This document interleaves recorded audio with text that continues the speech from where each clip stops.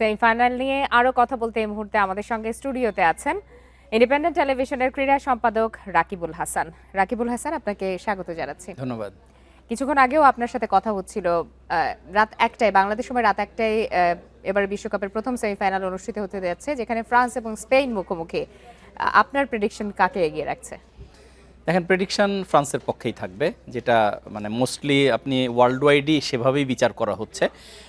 কারণ ফ্রান্সের অ্যাটাকটা একটু বেটার এবং তাদের গোল করার পরিমাণ, আপনি যদি গোল সংখ্যা দেখেন, ফ্রান্স এখন পর্যন্ত 16টা গোল করেছে এই ওয়ার্ল্ড কাপে যে কয়টা ম্যাচ হয়েছে, এবং সেখানে 11টা গোল করেছে স্পেন। এবং স্পেন শুরুতে একটা ধাক্কা খেয়েছিল গোল শূন্য ড্র করে কেপ ভার্দে, তারপরে তারা জিতেছে।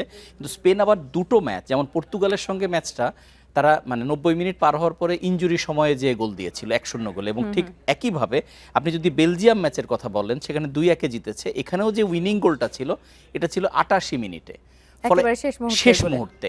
এখন এটা আপনি এক হিসাবে স্ট্রেংথও ধরতে পারেন, আবার আরেক হিসাবে এটা একটা টেনশনের বিষয় ধরতে পারেন যে আপনি শেষ মুহূর্তে যে গোল পাবেনই এমন তো আসলে নিশ্চয়তা নেই।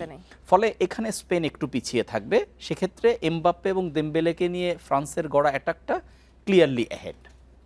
আর যদি স্পটলাইটের কথা বলি, নিঃসন্দেহে দেমবেলে, ইয়ামাল এবং এমবাপ্পে তো অবশ্যই, সাথে আরো বেশ কিছু খেলোয়াড়ের নাম কিন্তু এবারে উঠে আসছে। এক্স্যাক্টলি। বিশেষ করে আমি দুই দলের ডিফেন্সের কথা একটু বলতে চাই। দুই দলের ডিফেন্স কিন্তু দারুণ দায়িত্ব পালন করেছেন এই ওয়ার্ল্ড কাপে সোফার। আপনি যদি একদিকে দেখেন পোর্রো, কুবরাসি, লাপোর্তে, এরা হচ্ছে ফ্রান্সের যে দায়িত্বটা পালন করেছে, তারা 2টো গোল হজম করেছে, আর স্পেন তো 1 গোল হজম করেছে। এবং দুই দলের গোলকিপারকে খুব বেশি বড় পরীক্ষা দিতে হয়নি, সেটা তাদের জন্য একটা এখন সেমিফাইনালের যে চাপটা, সেই চাপে আসলে কোনো মানে আমার হচ্ছে যে সেমিফাইনালে কোনো মিস্টেক বড় দল যে করবে না এমন কোনো গ্যারান্টি নেই। মিস্টেক কিন্তু আসলে নার্ভের সঙ্গে লড়াই, ফলে মিস্টেক যদি হয় তখন একটা দল পিছায় পড়বে। এবং এখানে ইন্টারেস্টিং বিষয় হচ্ছে, যদি যে দল লিড পাবে তারা একটা অ্যাডভান্টেজে চলে যাবে, এবং আমার ধারণা আছে যে একটা মানে প্রেডিকশনই বলতে পারেন যে হয়তো বা এই ম্যাচ 1-0 গোলের জয়ে শেষ হয়ে যেতে পারে, বিকজ দুই দলেরই ডিফেন্স খুব স্ট্রং, গোল না খাওয়ার একটা টেন্ডেন্সি আছে।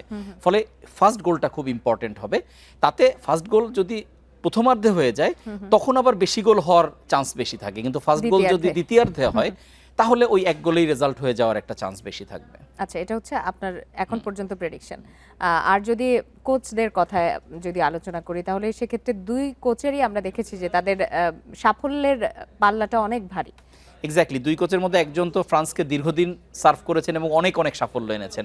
তিনি এখন কোচদের মধ্যে সত্যিকার অর্থেই লিজেন্ড, দিদিয়ের দেশম। তিনি আবার কিন্তু মেন্টাল গেম খেলে বলে দিয়েছেন ফ্রান্স এগিয়ে, ফলে সেটা একটা মেন্টাল গেমই আমি বলবো। স্পেন এগিয়ে তিনি সেই মেন্টাল গেমটা খেলে ফেলেছেন।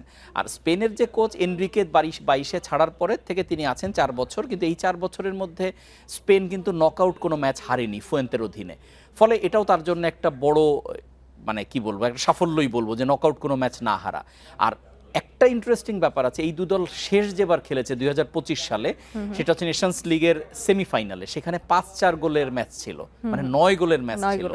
যদিও সেখানে স্পেন প্রথমে 4 গোল করলো, 4-1 ছিল, পরে 5-1 হলো, তারপরে 5-4 হলো, মানে দ্যাট ওয়াজ এ অ্যাবসলিউট নাটকীয় একটা ম্যাচ। সো ফলে সেরকম কোনো কিছু এখানে হবে বিশ্বকাপের মঞ্চে সেটা আমি বিশ্বাস করি না, কারণ এখানে প্রেশার থাকবে অনেক বেশি, গোল না খাওয়ার টেন্ডেন্সি থাকবে অনেক বেশি। বাট দুটো দলই যেহেতু স্কিল নির্ভর মানে ফুটবলটা খেলে, ফলে এখানে ভালো খেলা দেখবো আমরা, এই আশাটা করতে পারি। আর আপনি কিছুক্ষণ আগেই বললেন যে 1 গোলে যে এগিয়ে থাকবে তার জেতার সম্ভাবনা বেশি, এবং সেটা যদি প্রথমার্ধে হয়। কিন্তু দুই দলেরই তো গোল দেওয়ার একটা টেন্ডেন্সি রয়েছে, কিন্তু এই দুই এক্স্যাক্টলি। আমি বলেছি প্রথমার্ধে যদি গোল হয়ে যায়, আর্লি যদি গোল হয়, তাহলে এটা বেশি গোলের খেলা হয়ে যাবে, কারণ তখন অ্যাটাক পাল্টা অ্যাটাক অনেক বেশি হবে। কিন্তু যদি প্রথমার্ধ গোল শূন্য থাকে, দ্বিতীয়ার্ধের আমি ধরে নিচ্ছি 60-70 এরকম মিনিটে যে যদি একটা গোল হয়, তখন ওই 1 গোলে ডিসাইড হয়ে যাবে, কারণ তখন বাকি দলটা 20 মিনিট, ইউরোপিয়ান দলগুলো আপনি কিন্তু গোল ধরে রাখায় খুব পটু হয়, মানে যে কোনো ইউরোপিয়ান দল। তো ফলে সেক্ষেত্রে তখন 1-0 গোলের একটা রেজাল্ট হয়ে যাবে বলে আমার ধারণা। একটা হাই ভোল্টেজ ম্যাচ দেখার অপেক্ষায় পুরো বিশ্ব। রাকিব, আপনাকে অনেক ধন্যবাদ।